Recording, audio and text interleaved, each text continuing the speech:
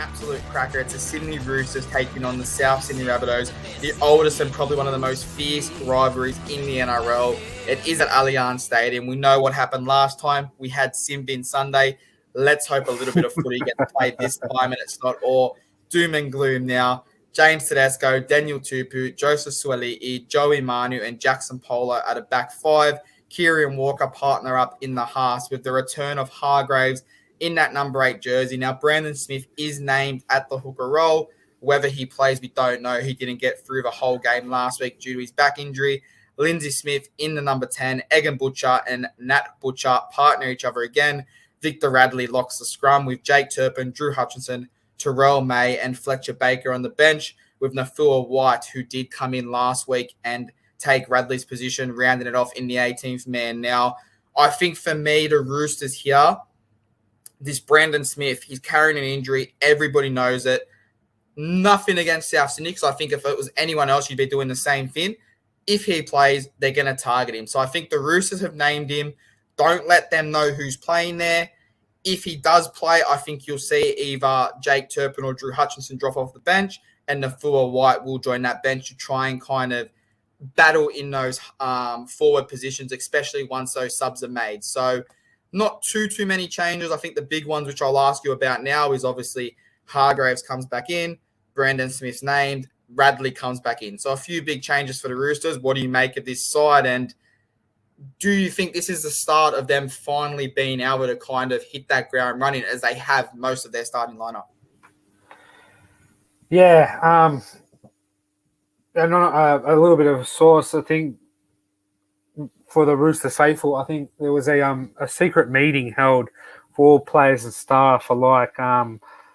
No one's come forward and named who was the lead of this, but apparently Trent Robertson and Nick Politis were up front speaking the most. And I think you got Bradley coming back, you got Hargreaves, you got Brandon Smith, 3 players who like to play with aggression. And I think at the moment, Roosters can't afford to play with that aggression. They don't have the depth at the moment with their injury list to do that. Like if they were stock ready to go and all fully fit, I think this game would be a bigger game like Simbin Sunday, like we saw last year. So I'm seeing more of a composed Rooster side, but the odds aren't even in your favour. I think in the last 7 meetings between these two teams, you've only won 2 of them in the last few years. So that's not really good going into this game. But you are the home team, so I expect your plastic fans to roll in at like 5 minutes before kickoff, like they typically do, and be loud and proud with their salary cap sombreros. So it'll be a good one. But as we touch into the South Sydney lineup, and we got a few changes in the side. We got Latrell Mitchell at fullback. We got Alex Johnson and Isaiah Thompson in the wing position. Isaiah Tass, Campbell Graham in the centre roles. Cody Walker and Lachlan Ilias in the halves pairing with Tavita Totola. Tom Burgess in the front row position with Davey Cook in the hooker role. KK and MCK, not to be confused with Machine Gun Kelly in the second row positions with Cameron Murray, the out-and-out beautiful Cameron Murray in the 13 position. I think your girlfriend Tony has a crush on him. Blake Taff, Hame Seliesi, David Malloy, and Shaq Mitchell to make the bench with Jed Cartwright, Carty in the 18th position. Look, I think this is going to be a cracking game. It always is. I talk too much about the Roosters, so I want to know your thoughts about this South Sydney side. Well, I mean, first I want to touch on something you said before. Our fake fans show up. Now, besides the Broncos-Cowboys game, which fair enough, had 43,000, I think you'll see a similar kind of game here where there is that 35,000, 40,000 people, but only one game had more than 1,000 supporters, more than what the Roosters had. So you want to say we're plastic, you want to say this, well, we're averaging 16,000 people to our home games this year. It's going to go up to about 32. So we'll see who has the higher average at the end of the year, because we were the 5th highest average of home games last year. Mate, so Mate, We'll see how it goes. with all the plastic in that members section of the Roosters, mate, you could melt it down and make another Madame Tussauds 2.0 out there at Darling Harbour. So go on, join them, Well, melt it down. It is funny. It's funny how you say that because one of us has supported a team our whole life. One of us changed from a few different teams. So we will move on and we'll see who the plastic one is. But obviously, this South Sydney side, like you said, it boasts absolute cracking teams like Tavita. He comes back in. Hamlet Selly, he makes his first appearance in a very long time for this side. You got Shaq Mitchell, who absolutely played the house down last week. You've got Cookie, who's explosive. You've got Ilias, that always seems to tear us apart when we play him. You've got Alex Johnson, who he can score tries now. I don't know if it's because I've got PTSD of that time he scored 5 or 6 tries when they put 60 on us, but I just had this feeling that he absolutely torched us every time we play him. And then Supercoach came out today and they're like, he scored less than 30 in the last 5 meetings. So I don't know if it's just a little bit of PTSD, but let's hope we can keep him quiet. But it is a good side. It's a great side on paper. They're going in as the favourites, which I think they likely deserve to be favourites going in based on we've been clunky. Yes, they've been clunky, but they're still holding in. But I think it's going to be an absolute cracking game.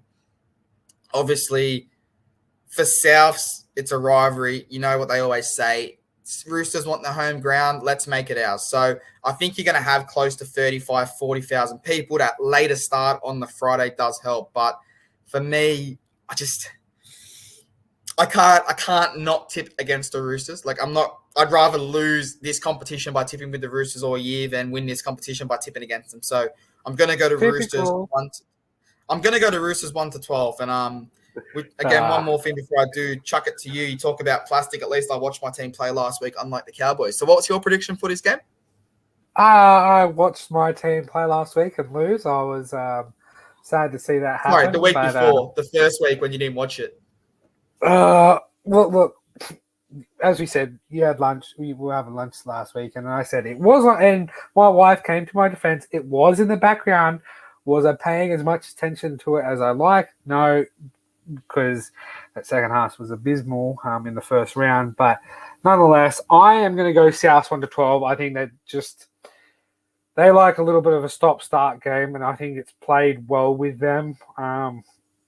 They can control the tempo of the game, which ineffectively can bring the opposition back into the game, get some second wind into them.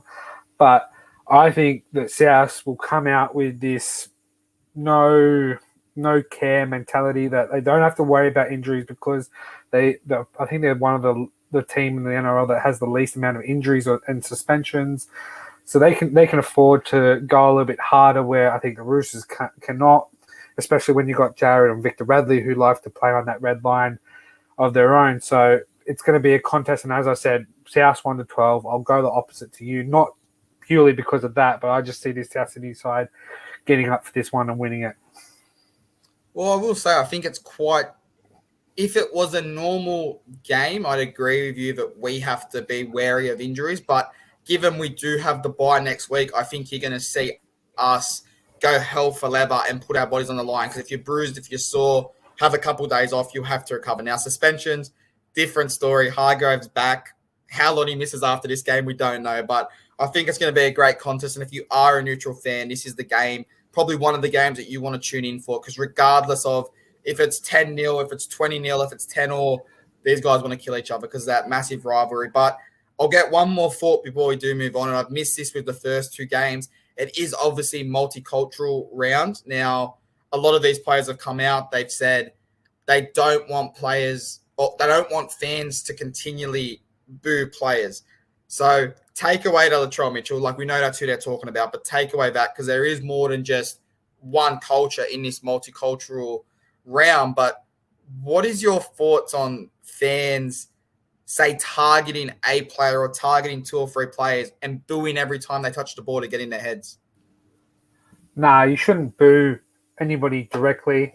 I boo teams. Growing up my life, I was always told that I had 2 NRL teams to pick from, my beloved Cowboys and the team that was ever playing Manly that weekend. So I would never, ever boo one player. I'd just boo the jersey. It doesn't matter who's wearing it that week. It was just a Manly jersey. I boo it no matter what.